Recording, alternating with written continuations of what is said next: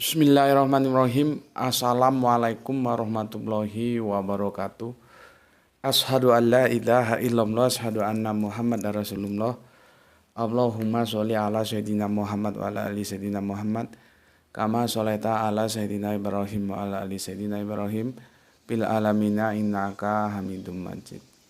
Sebelum kita lanjutkan kajian kita, ya, marilah sama-sama kita panjatkan dahulu doa kepada Gusti Allah Ingkang Maha Agung untuk saudara kita yang telah memberikan sholawat lewat infak dakwah kepada channel dakwah ini.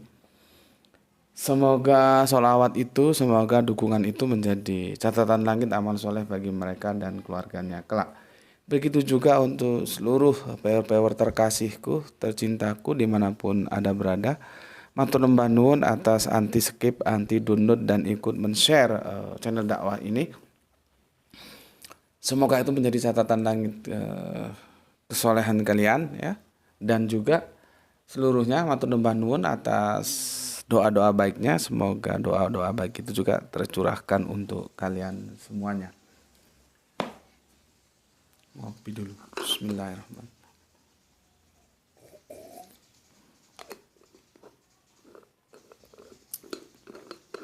Oke, seperti yang telah aku janjikan, karena begitu dahsyatnya, begitu maraknya dalam dunia virtual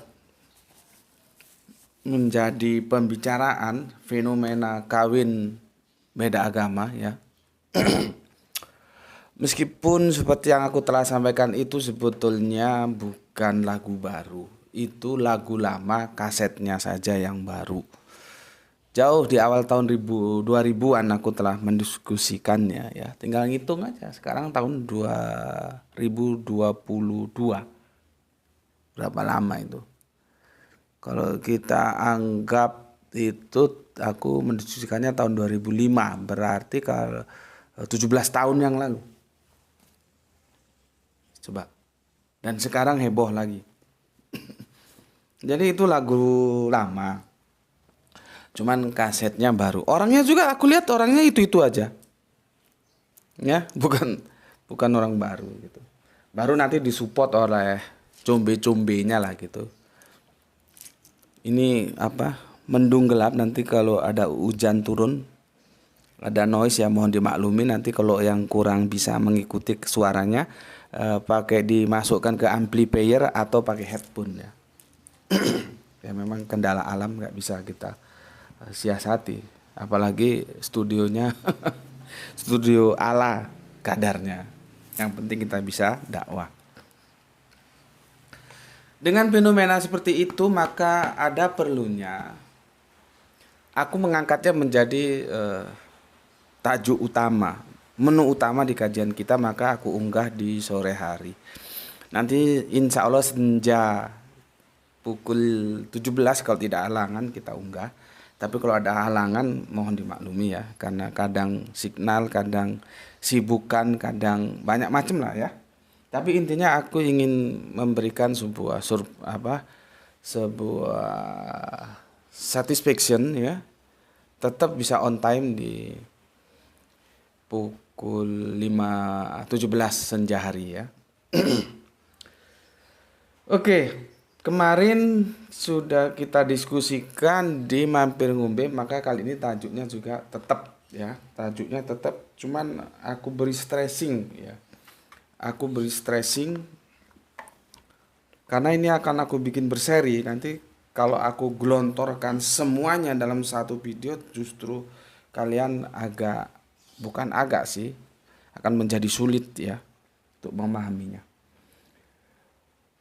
Maka tajuknya tetap melanjutkan yang kemarin, nanti bikinkan satu playlist, ya. Dalam syariat Islam, kawin itu beda kelamin, bukan beda agama, ya. Dalam syariat, sebetulnya syariat itu enggak ad loh, ya, syariah. Harusnya begitu kan, dia mati di tak. Sahadat itu sebetulnya bukan begitu, sahadah gitu, ya. Dalam syariah Islam, ya, dalam syariat Islam, kawin itu beda kelamin. Ya. Kawin itu beda kelamin.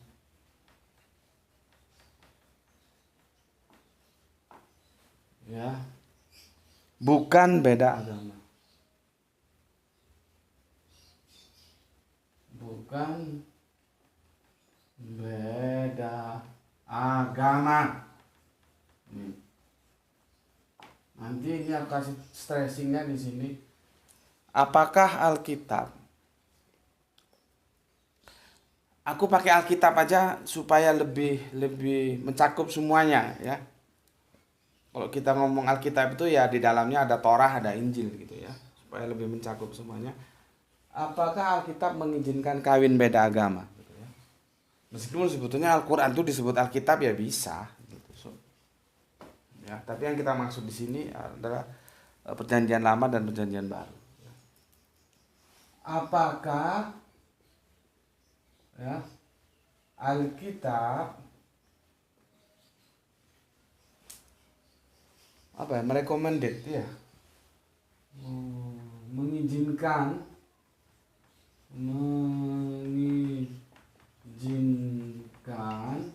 ya kawin beda agama. Nih ya. Jadi selama bisa aku ikuti dulu masukan ada Gus dibikin subbabnya ya, cobalah aku bikin subbabnya. Tapi kalau misalkan enggak bisa ya enggak gitu, gimana enaknya aja ya.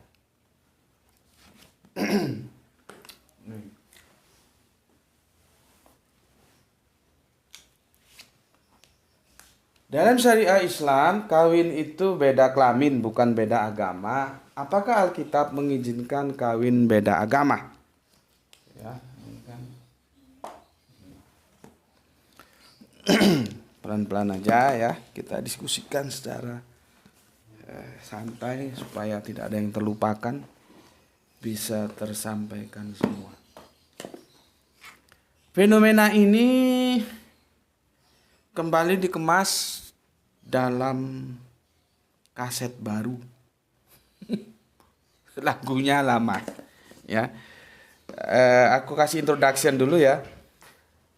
Sebuah gereja, jadi itu seremoninya di gereja itu ya. Maka tampaklah seorang mempelai wanita dengan pakaian yang khas. Artinya kalau kita lihat pakaiannya aja dia ya muslimah gitu loh ya. Jadi berhijab ya. Dan seorang laki-laki ya, yang ini menjadi viral ya. Perempuan tersebut menikah dengan laki-laki beragama Katolik ya. Dan diberkati oleh seorang pastor. Dan pastornya itu ketika aku baca, ketika ditanya, yang nanti akan kita bedah di sini ya. Sebetulnya bagaimana dalam pandangan aturan-aturan main keimanan teologi kekristenan, apakah itu boleh gitu ya. Nanti kita bicarakan di situ ya. Pernikahan sejoli ini terjadi di kota Semarang kali ini banjir, ojo Semelang nek ora dipikir. Di kota Semarang ya. Nanti kalau kita main ke Semarang itu ada gereja Belenduk gitu. Kalau orang nggak tahu dikirain itu masjid. Ya karena yang aku bilang kemarin kita sudah terjebak dalam stereotip Arab itu Islam, padahal ya enggak begitu ya. Maka kalau ada yang belenduk itu dikirain itu masjid, bukan, itu gereja. Nanti arsitekturnya juga itu, sejarahnya itu aku pernah diskusikan dengan dosen arsitek. Itu sebetulnya kan diambil dari Roma itu. Arsitek yang belenduk, orang Jawa bilang belenduk seperti susu terbalik itu apa? Itu mengayomi, kesannya begitu. Jadi orang merasa aman di dalamnya. Filosofinya begitu mengayomi. Makanya lihat gedung MPR DPR itu kan belenduk buah dada ibu ya. Itu kesannya mengayomi gitu. Jadi sebetulnya kalau kita lihat dari historical arsitektur itu belenduk itu bukan Arab punya, itu Roma punya. Dibawa masuk ke Arab entah gimana ceritanya dulu. Dan menjadi keindonesiaan kita karena stereotip eh, Arab itu semua yang Arab, baju Arab juga apa Arab dianggap Islam gitu. Ya terjadilah pembentukan opini seperti itu. Maka kalau ada yang belenduk-belenduk dikirain masjid padahal itu gereja ya. Kalian main ke Semarang nanti tanya aja naik apa kok apa saiki? Apa deh jenenge? Ojek apa? Ojol ya, ojek online minta antar ke gereja belenduk nanti diantar. Itu arsitekturnya lama. Jadi kalau orang nggak tahu dikirain itu masjid ya, padahal itu gereja ya. Itu di Semarang dan peristiwa perkawinan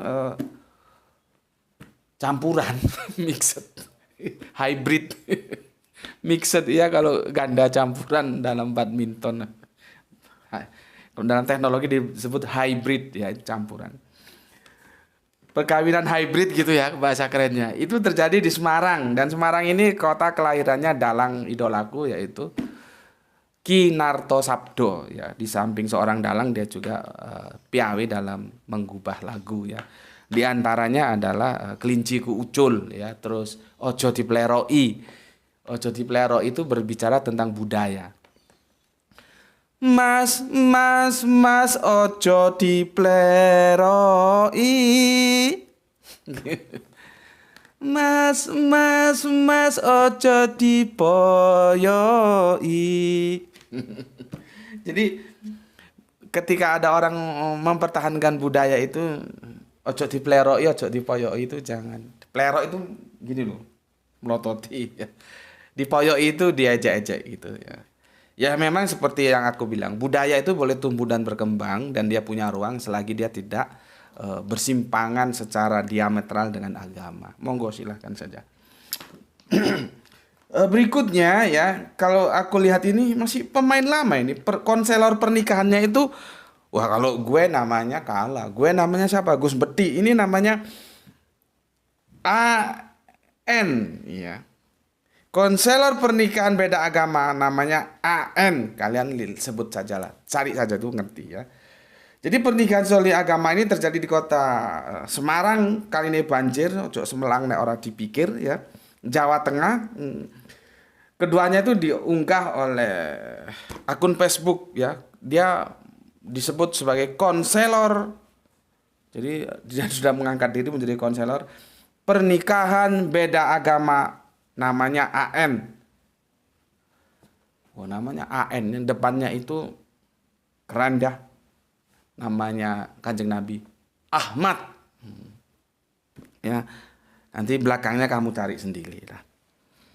Belakangnya itu hampir dia ngambil namanya yang nanti akan kita bicarakan juga ya seorang almarhum dan pemikirannya cenderung pluralis. Ya. Asalnya dari Jombang ya.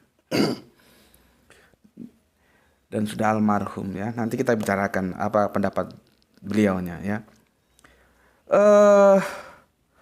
Pernikahan itu di apa?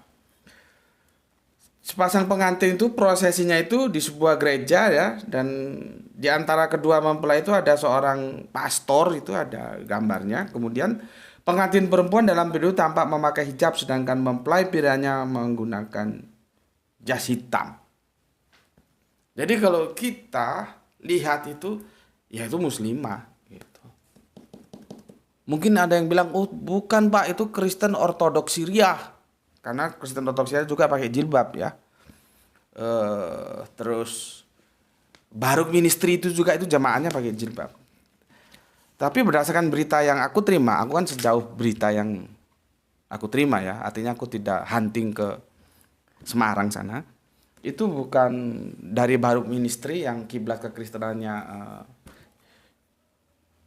mana ya, Baruk Ministry itu sama-sama Arab itu Lebanon, dan bukan KOS yang kiblatnya ke Syria ya, bukan, tapi itu memang muslimah ya, Yang menarik coba kita renungkan, kita pikirkan, kita ademkan, terus kita tanya, what happened? Kenapa perempuannya itu kok begitu tampakkan kemuslimahannya, bahwa dia muslimah, bahwa dia Islam. Secara physically, secara casing itu ditunjukkan keislamannya pakai jilbab. Berukut kalau orang Jawa bilang, cuma nampak wajahnya. Memang wajah itu dalam Islam dalam debatable ya, apakah aurah atau tidak gitu. Pertanyaan kita kan itu terjadi karena terusik dong. Kenapa ya sampai begitu ya? Wis ora usah jilbab-jilbaban, wis kon rapi-rapi yo gitu loh. Kamu kawin-kawinan sana lah. Seorang nggak usah jilbab-jilbab, nggak usah bawa simbol-simbol Islam gitu. Kenapa enggak begitu ya? Kenapa simbol Islamnya itu diteguhkan gitu loh? Berarti kan ada pesan yang mau disampaikan ke publik. Bahasa komunikasinya itu begitu. Jadi bahasa itu nanti kita ada sebuah kajian namanya itu ideografi. Itu bahasa yang disampaikan lewat ide. Seperti alif, lam, mim, nun, toha, itu gimana artinya? Itu ideografi gitu ya. Terus ada yang mengatakan gambar itu sejuta kata. Jadi dia bisa berkata. Nah, seperti ini fotonya itu sejuta kata, dia bisa berkata.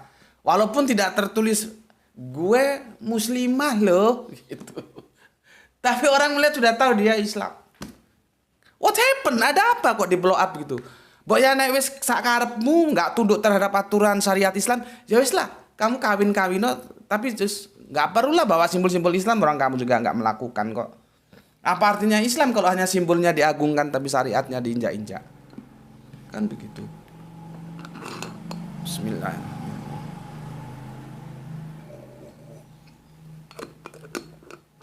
Itu menjadi sebuah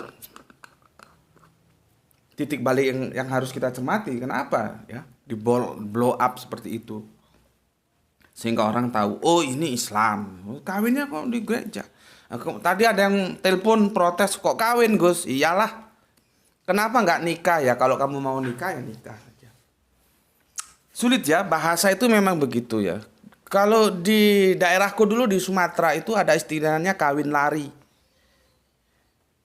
nggak nikah lari, nggak kawin lari. Jadi tergantung lah, mau dibilang kasar ya monggo, mau bilang enggak ya terserah lah. Apa harus pakai nikah? Karena kita berhadapan dengan aktualiti budaya sosial seperti itu.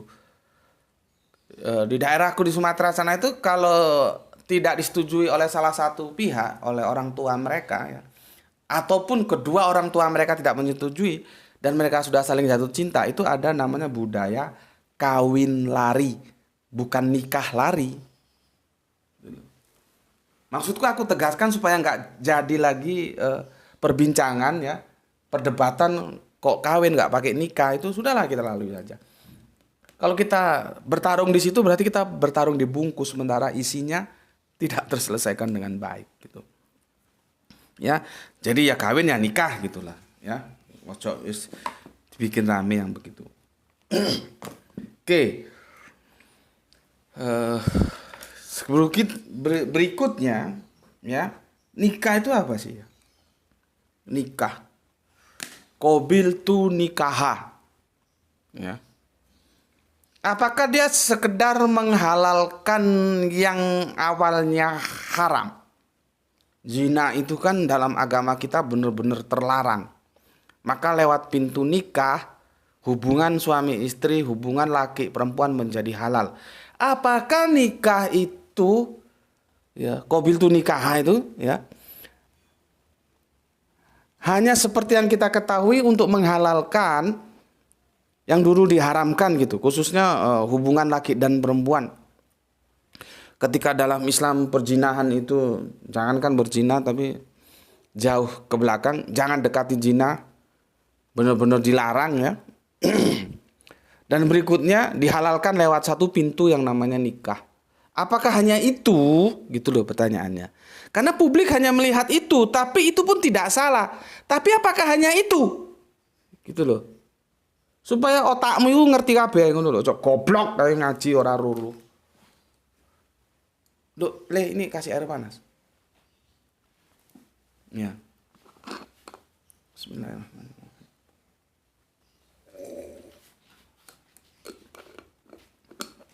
Apakah di situ? Nah, aku diajarkan oleh guru Al-Qur'anku, almarhum Gus Panani, semoga Allah merahmatinya. Esensi utamanya ternyata bukan penghalalan yang haram, khususnya hubungan laki dan perempuan, cowok dan cewek. Bukan. Itu iya, tapi sebetulnya substansi utamanya itu bukan di situ. Gitu loh. Meskipun itu iya gitu loh ya, bukan berarti itu tidak iya. Tapi ada hal-hal lain yang itu menjadi substansi yang penting, ya, dan itu tidak dipahami oleh publik. Enggak ero ngaji ini model yobak juga ero kok goblok kayak orang pinter-pinter. Gitu loh. Ya. Maka aku akan membagikan kepada kalian supaya nanti kalian kalaupun mau sekarang sudah nikah, mungkin mau nikah lagi kan, untuk yang laki ya, yang suami. Ya nggak apa-apa, orang agama juga memperbolehkan kok selama syarat dan ketentuannya. Syarat dan ketentuan kan berlaku itu. SK syarat dan ketentuan berlaku. Mau nikah lagi ya nggak ada masalah. Atau mau menikahkan putra putrinya itu supaya ngerti. Jadi otaknya tuh dibuka. Buka sekarang otakmu, aku mau jelaskan. Jadi pernikahan itu dijelaskan oleh almarhum guru Al-Qur'anku Gus Panani, semoga Allah merahmatinya. Lihat deh kamus itu, lihat kamus besar yang di bawah itu. Itu yang besar yang gede. Ya itu, iya itu. Itu sayang nampak dari sini. Itu suruh ngambil gini kok sulit banget kan. Ini. Ya. Ini hadiah dari almarhum Gus Panani. Ya.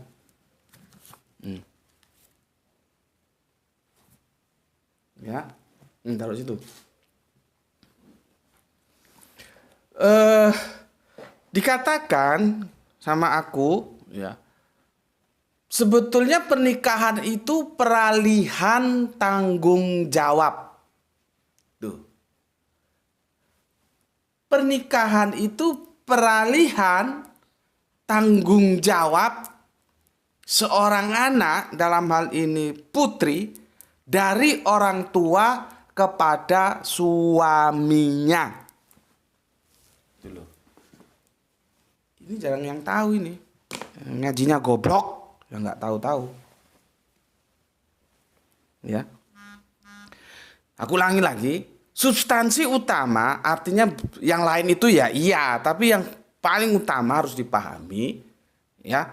Menikah itu adalah pengalihan tanggung jawab, ya, dari bapak terhadap anak putrinya yang beralih kepada laki-laki yang menjadi suaminya. Paham di sini? Jadi selama putri itu belum menikah, tanggung jawabnya itu ada di bapaknya. Ketika dia sudah menikah, tanggung jawabnya ada di suaminya. Gitu loh. Ya. Iki utakmu supaya nggak goblok, supaya tak jelasno. Ya. Maka dari itu, seorang perempuan yang cerdas, ketika dia mau mencari atau dia dicari oleh seseorang yang menawarkan diri menjadi calon suaminya, maka yang terpikir terutama kali dalam otaknya itu adalah dia sanggup nggak jadi imam gue dan imam anak-anak gue, sehingga membawa gue dan anak-anak gue masuk ke dalam jannahnya Gusti Allah engkang moho agung. Kalau perempuan cerdas itu, baru nanti yang lain-lain, popularitas, kekayaan, kemandirian. Kemandirian itu artinya punya rumah sendiri, mobil sendiri, perusahaan sendiri. Nggak apa-apa, tapi itu berikutnya yang paling utama, otaknya itu bertanya, Ini laki model muka begini nih sanggup nggak ngajak gue sama anak gue kelak ke janannya Gusti Allah. Itu perempuan cerdas begitu. Sesuai dengan hadisnya Kanjeng Nabi. Ya, kalau cari jodoh itu agamanya dulu yang paling utama. Maka kalau ada perempuan diramal laki-laki, dia hanya melihat hal-hal yang duniawi, finansial misalkan, kalau dia kerja apa, jabatannya apa, terus gajinya berapa, ya, apakah punya perusahaan atau sembarang macamnya gitu ya. Itu perempuan goblok, ngerti? Mengong. Itu mengong itu perempuan itu, ya. Itu mengong, dia nggak cerdas. Kalau yang cerdas seperti tadi itu, ya, yang dia lihat dulu, ini muka seperti ini sanggup nggak ngajak gue, anak-anak gue kelak, bimbing gue, anak-anak gue kelak sehingga masuk ke dalam janannya Allah. Itu dulu. Begitu juga orang tua kalau cari mantu, ya, jangan dunawinya aja yang dipikirkan, tapi anak gue sama cucu gue nanti diselamatkan nggak sama ini laki ini muka model gini, nih sholatnya terjaga nggak gitu loh, ya. Oke, ini sebuah kisah, ya, cuman ini kan isu, orang namanya aja isu, apalagi ini orang-orang top, ya. Tapi kalau aku sebutkan namanya kalian mesti kenal lah, maka aku nggak sebutkan namanya. Pada waktu itu aku sudah wisuda atau belum, lupa aku, ya. Lupa. Yang jelas aku masih di Malang, belum di Batu, ya. Batu itu dulu kecamatan dari Malang, ya. Kemudian pemekaran menjadi kota Madia tersendiri. Itu ada seorang tokoh yang, ya, aku termasuk mengaguminya karena antara mulutnya dan kelakuannya itu sejalan, ya. Kan banyak mulutnya ngomong hiduplah sederhana, tapi kelakuannya dia hidupnya mewah-mewah. Kalau yang tokoh yang satu ini, sementara ini sampai detik ini aku lihat satunya kata dan tindakan. Jadi aku termasuk mengaguminya dan nggak neko-neko, orangnya sangat sederhana, ya. Dan semoga beliaunya diberi kesehatan selalu, ya. Karena kalau dilihat dari usianya sekarang juga sudah tidak bisa dikatakan muda lagi, ya. Pada waktu itu beliaunya masih sendiri, tapi dengan status duda, ya.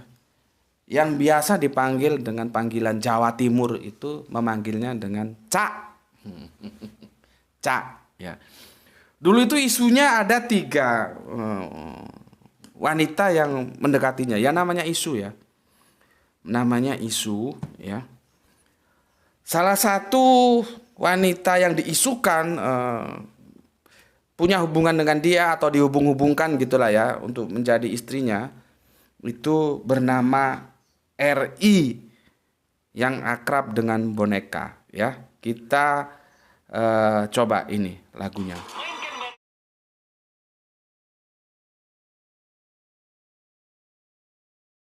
ya. Itu kenapa aku sampaikan ini. Pada waktu itu usia sang Cak ini sudah, ya, dia sudah menyandang status duda. Ya memang dia orang top, ya.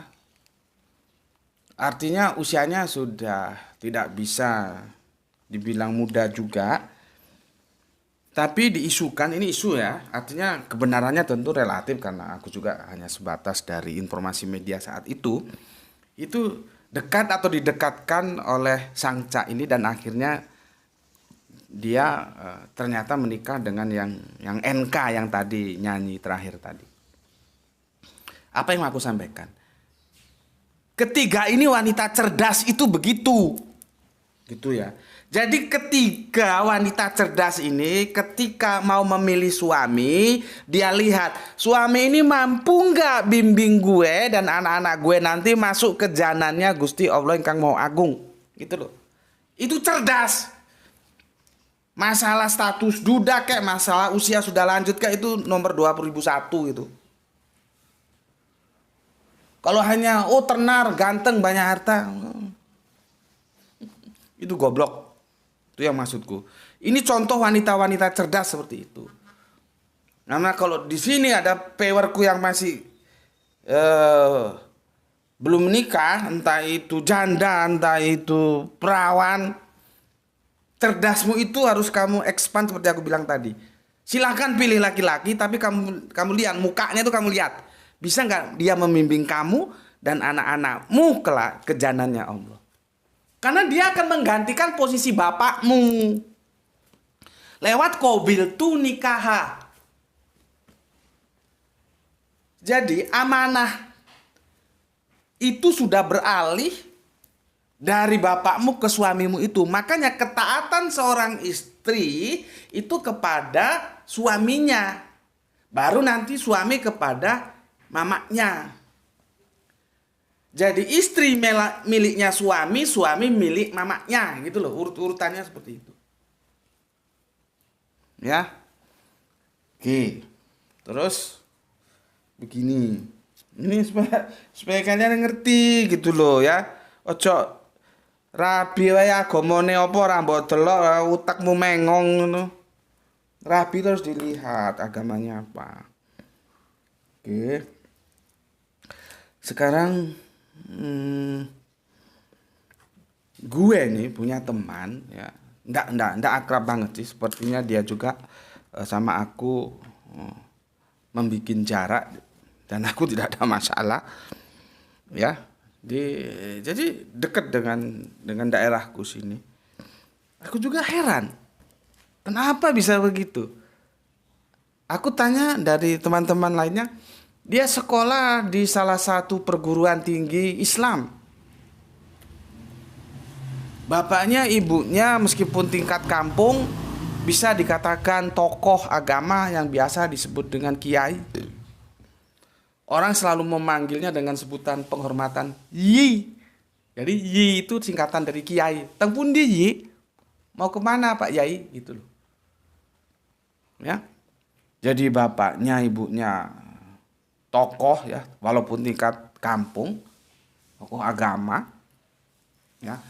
Dan dia sendiri itu dikuliahkan di Universitas Islam. Tetapi dia kan beristri dua, salah satu istrinya itu pendeta. Coba gimana itu? Otaknya itu taruh mana gitu. Heran aku. Pernah dalam satu saat kami papasan itu ya, papasan itu aku dari atas dia dari aku dari bawah dia dari atas. Cek. Tiba-tiba berhenti dan dia ngomong, sepertinya karena kan aku di Arimatea. Ya. Dan dulu waktu aku belum pindah ke sini itu sudah pernah kami investigasi. Ya. Jadi kami kan kerja lapangan juga menangani kasus-kasus pemurtadan di lapangan, bukan hanya duduk di meja diskusi akademis gitu aja, ya. Ya karena mungkin karena dia sudah tahu siapa aku, jadi aku nggak ngomong apa-apa, tiba-tiba dia yang ngomong dalam perjumpaan itu, perjumpaan yang tidak sengaja itu, apa ya namanya itu ya, ketemu gitu, cek di jalan, itu terus saya bina Pak, itu dia bilang. Aku ya gimana lagi ya, dia kan ya sudah anaknya kiai, sudah sekolah di Universitas Islam, kan harusnya ngerti. Terus akhirnya aku bilang,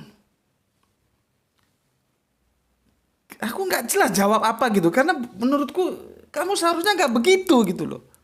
Harusnya kan dibina dulu, sudah Islam baru dinikah, bukan dinikah dan terus dibina. Artinya bina itu kan belum masuk Islam, tetap aja hitungannya zina. Gitu. Tapi ya itu fenomena dan itu terjadi, gitu loh. Dan anehnya pernah aku diundang kasihan warga. Aku pernah diundang itu pernikahan gitu. Entah nikah apa juga aku nggak tahu itu apa. Kan ada istilah kalau orang itu kelepasan omong sama istrinya, terus ada istilah bangun nikah atau gimana gitu, aku diundang, yang nikah kan dia. Duh. Kalau di Sumatera itu yang jadi tuan kadinya dia. Ini masyarakat ini tidak tahu atau gimana. Jadi memang itulah, pendidikan itu perlu supaya orang tahu syariah. Bagaimana orang seperti dia itu menjadi juru nikah. Meskipun itu nikah yang bangun nikah. Karena yang laki keceplosan ngomong, kan ucapan itu menjadi hukum. Maka kalau kamu ngomong sama istrimu, kalau yang perempuan ngomong tuh nggak jadi hukum. Tapi yang laki ngomong itu hati-hati ya. Nah, akhirnya bangun nikahnya, nikahkan dia. Jadi semarah apapun kalau laki-laki omongannya itu harus dijaga, karena itu dia jatuhnya menjadi hukum gitu loh. Nanti itu mempengaruhi hukum pernikahanmu itu gagal atau gimana, batal atau gimana gitu. Kalau perempuan sih ngomong mulutnya sampai ndoe sakarepe nggak jadi hukum. Itulah bedanya laki dan perempuan. Nah, biasanya yang laki keceplosan ngomong atau gimana, yang namanya orang emosi itu, mereka bangun nikah lagi gitu loh. Nah, dia yang jadi penghulu. Padahal dia itu punya dua istri, yang satunya itu pendeta. Ya kafir namanya pendeta. Ya ke gereja. Padahal bapaknya kiai. Dia disekolahkan di Universitas Islam. Namanya saja waduh. Wes, kalau dilihat namanya itu orang nggak nyangka kalau begitu. Wes, 100% Islam. Makanya ya kadang-kadang kita ini orang Jawa ya pakai nama Jawa gitu loh. Orang Sunda ya pakai nama Sunda, orang Batak pakai nama Batak gitu loh. Ya. Kan itu kan given, kita takdir, kita kan enggak, seperti aku kan enggak minta dari suku Jawa. Mungkin ada teman dari Betawi, ada Sunda, Makassar, Bugis. Itu kan Allah yang takdirnya, sudah itu diterima gitu loh. Yang repot sekarang orang Jawa, orang Indonesia namanya Arab. Ya terjadi stereotip tadi itu, dikirain kalau mesti Arab itu Islam. Manggil mamanya Umi gitu. Lah Abu Jahal itu juga istrinya ya dipanggil Umi sama anaknya. Abu Jahal itu ya dipanggil Abu, ya dipanggil Abi gitu loh. Orang itu budaya Arab kok. Jadi aku itu ndak suka ketika orang merasa Arab itu superior. Ndak begitu. Dan aku juga ndak suka kalau ada orang itu menistakan Arab, ndak suka. Aku tengah-tengah. Kalau dalam konteks ini artinya apa? Jangan dinistakan Arab itu, sama dengan kita kan, kita tidak boleh menistakan suku bangsa manapun. Tapi ya jangan terus diagung-agungkan, tidak. Yang kita agungkan itu Islam gitu loh. Arab itu sama terhadap yang lain juga sama. Agama kita mengatakan yang bertakwa itulah yang lebih unggul, bukan dari ras. Kalau kita mau jujur, Al-Quran itu justru yang diunggulkan itu ras, bukan Arab. Apa? Bani Israel. Itu tekstual loh. Kalau kita mau jujur-jujuran ini. Gitu loh. Jadi menurutku seperti tadi itu, bagaimana stereotip ini benar-benar dipahami secara benar sehingga tidak overlapping. Yang Jawa jadilah Jawa. Seperti aku Jawa kulturnya Batak karena lahir dan besar di Batak ya begini jadinya. Ya. Jadi ini satu ini yang kawin sama pendeta ini namanya, kalau lihat namanya aja sudah nama-nama ngarap wis gitu. Ya. Oke, tapi ya begitu. Dia ketemu aku katanya, masih saya bina Pak. Duh. Bina dulu, syahadat dulu baru dinikah gitu loh. Ini masih dibina sudah dinikah. Repot. Repot ya. Itu sudah aku jelaskan ya. Apalagi ya aku sebagai sekarang aku mau masuk ke sini. Ya. Bener nggak sih dalam Alkitab itu tidak ada larangan sehingga boleh-boleh saja kawin sak karep-karepe dhewe gitu ya. Karena ini peristiwanya di Katolik, maka supaya tidak terlalu sulit aku menjelaskan, aku mengambil sudut pandang Kristen yang Katolik ya, bukan yang Protestan. Ternyata di dalam Katolik itu ada 4 syarat untuk perkawinan yang beda agama, ya. Jadi itu tidak sembarangan saja, ada 4 syarat yang diatur dalam hukum kanonik atau kodeks luris kanoniki, ya. Itu aturan-aturan itu merupakan otoritasnya itu adalah ada pada gereja Katolik. Ya, jadi merupakan salah satu buku, itu penting bukunya, yang memuat aturan-aturan kekatolikan, ya, bagi seluruh umat Katolik tentunya, ya. Artinya hukum kanonik adalah hukum gerejawi internal yang mengatur gereja Katolik itu mengatur bagaimana perkawinan beda agama itu, yang disebut dengan hukum kanonik atau kodeks luris kanonici, gitu, ya. Oke. Kita coba bahas satu-satu syarat dulu. Aku bikin dari yang terakhir dulu, ya, yang lebih ringan, ya, yang lebih ringan. Nanti yang ngeri ini yang pertama. Syarat pertama, syarat keempat. Kita baru nanti keempat, ketiga, kedua, ke satu, ya.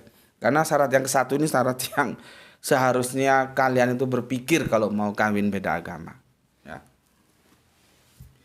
Syarat keempat, pernikahan beda agama dianggap sah jika dilakukan di hadapan romo dan 2 orang saksi.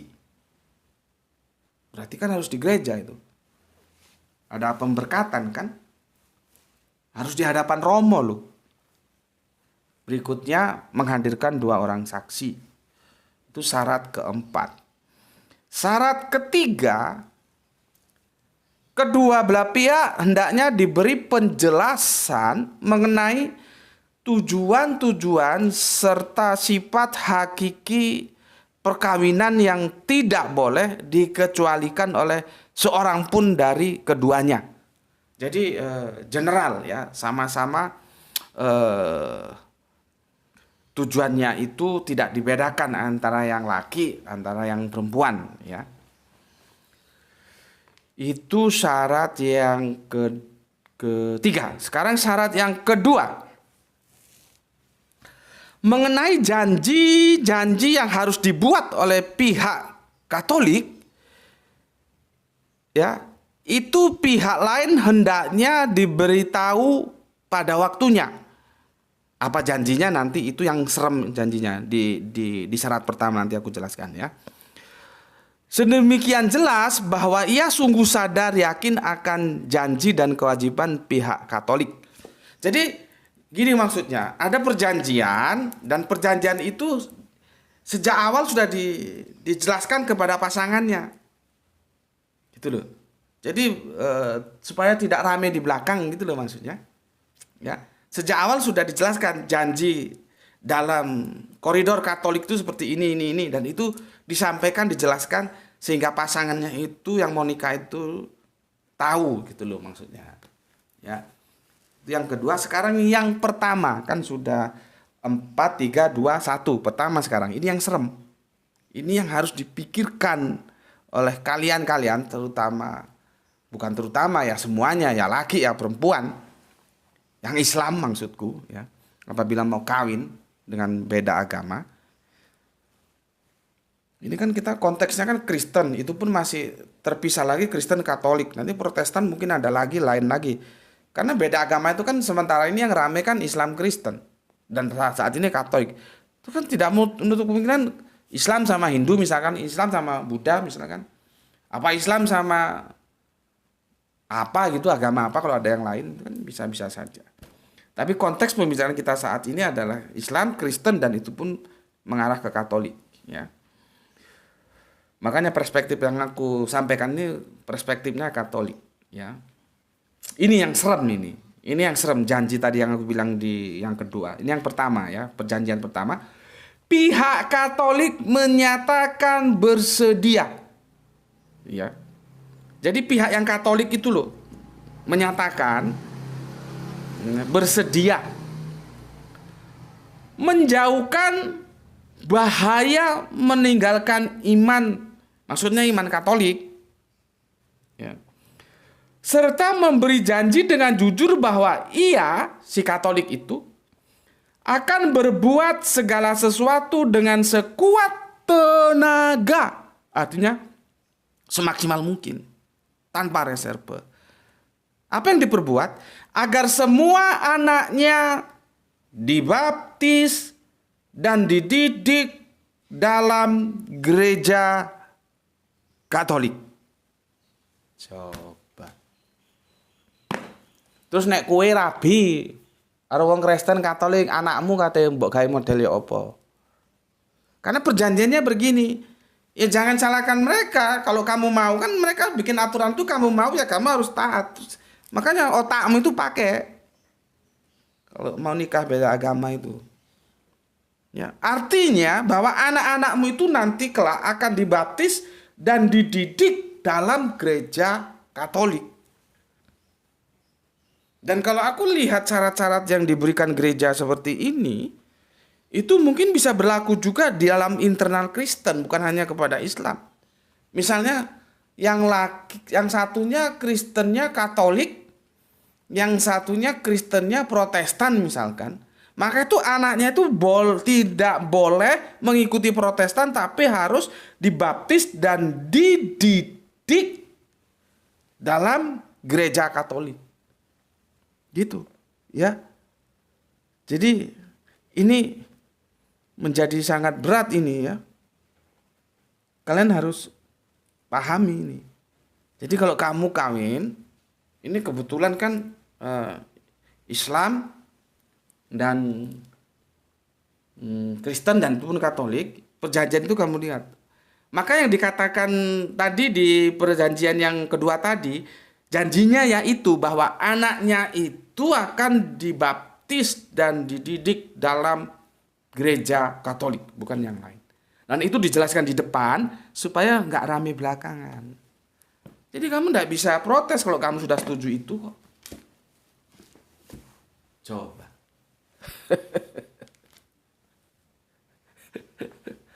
masih berani. Ya, bismillahirrahmanirrahim.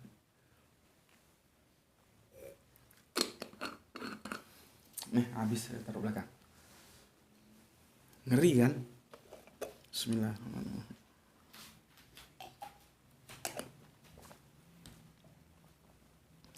Kalau misalkan terjadi sesama internal Kristen, Katolik dengan Protestan, dengan perjanjian seperti itu, ya tidak masalah lah. Artinya kan mereka masih beda-beda tipis gitu lah ya. Tapi anaknya tidak boleh dididik secara Protestan, perjanjiannya begitu. Dan harus dalam bingkai gereja Katolik. Ya, itu aturan main mereka. Ya harus kita hormati, itu peraturan main yang mereka bikin kok. Gitu. Oke, udah berapa lama nih? 51. Nah, sekarang aku mengkerucut. Nanti ini kemarin seri 1 ya, nanti bikin seri 1 tulis di timeline-nya kan belum. Ini seri 2 ya. Besok kita bahas seri 3. Kalau semua aku tumpahkan di sini nanti otakmu pusing memahaminya. Ya. Nah, sekarang yang aku nggak habis pikir ketika aku baca itu berita dari si konselor kawin beda agama ini, itu kan ada pasturnya itu, cuman tadi aku klik lagi beritanya nggak ketemu, tapi ya sudahlah, intinya aku tahu. Itu pasturnya iya pastor ya, romonya itu ya sudah agak tua sih ya. Ditanyain apakah itu tidak bertentangan dengan kitab suci, dengan apa yang tertera dalam kitab suci. Dia bilang tidak. Aku juga heran, ini pastor ini pernah baca kitabnya atau enggak gitu loh. Sekarang aku akan berpikir, kalau tidak kenapa harus diberikan dispensasi. Jadi gini loh, kawin beda agama itu dalam Katolik itu boleh dan itu masuk dalam domain dispensasi gitu loh. Artinya dia dapat dispensasi gitu. Nah kalau misalkan tidak bertentangan dengan Alkitab, kenapa harus ada istilah dispensasi gitu loh? Kan nggak connect. Terus aku berpikir, ini pastor ini pernah baca Alkitab enggak ya gitu. Bismillah.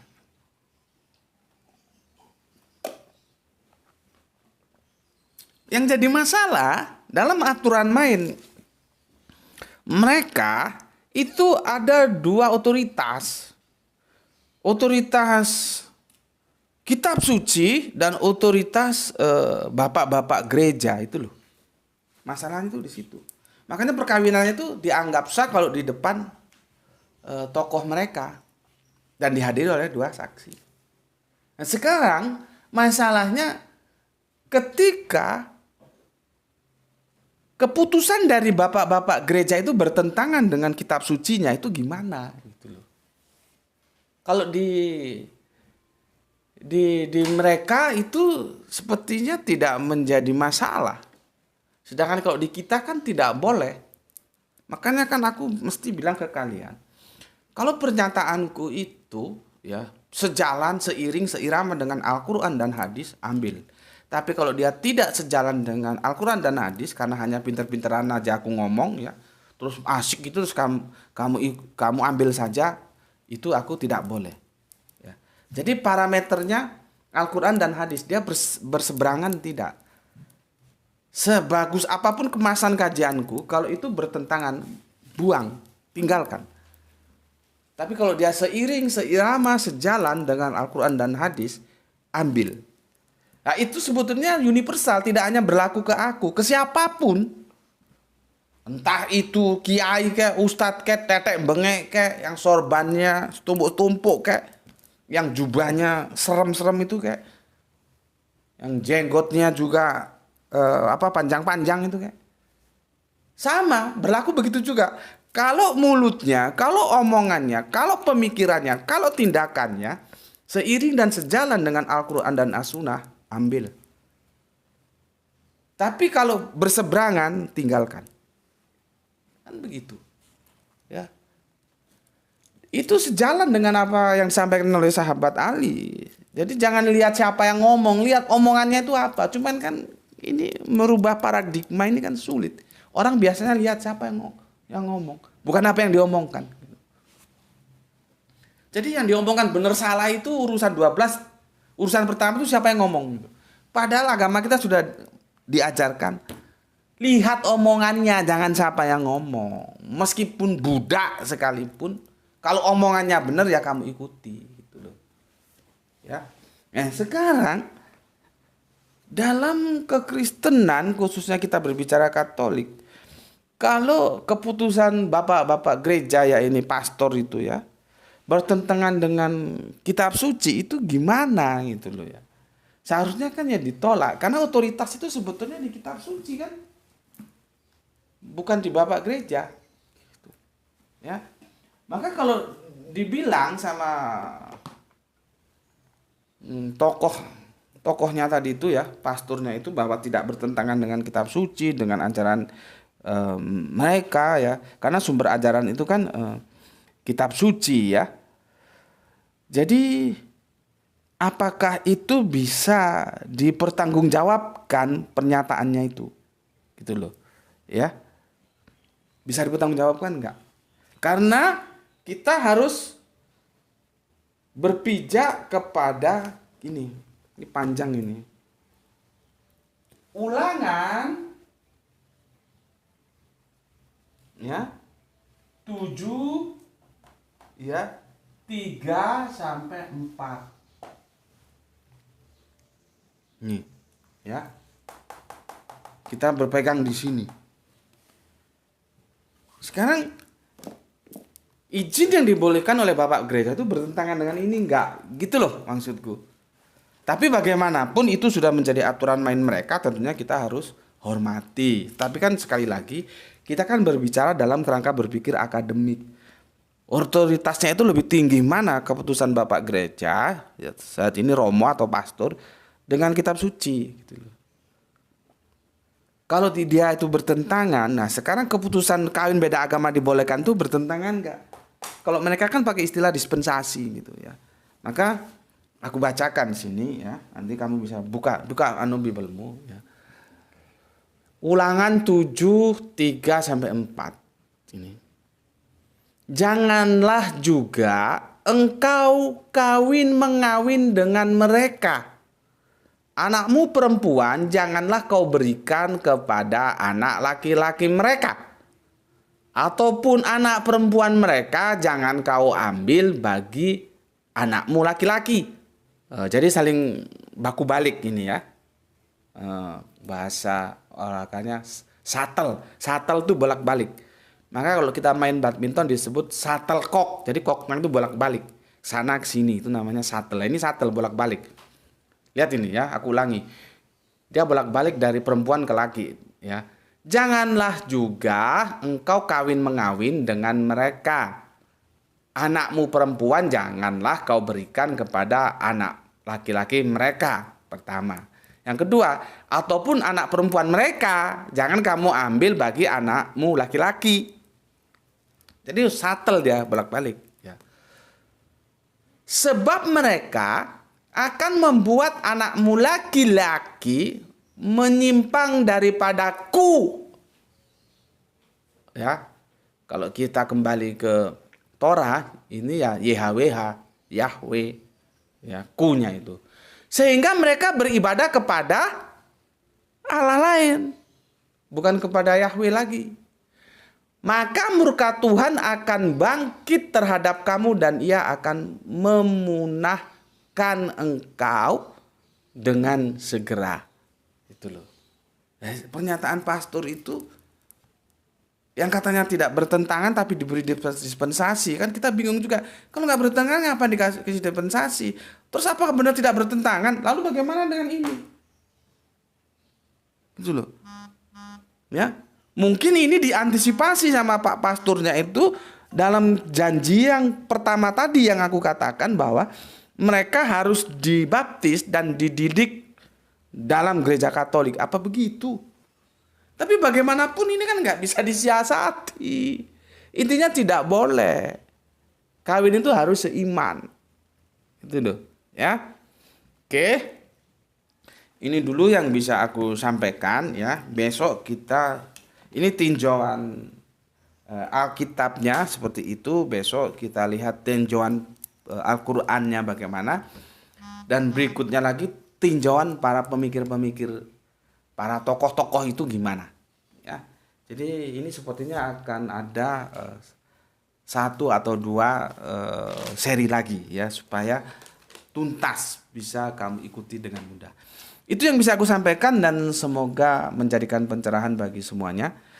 Dan di ujung pertemuan kajian kita ini, petang ini, senja ini, tidak lupa kita sama-sama berdoa semoga kita semua selalu dalam keadaan bahagia, dalam kesehatan, dalam rezeki barokah yang melimpah. Tentunya kesemuaan itu ada dalam bingkai kasih sayang Gusti Allah engkang Maha Agung.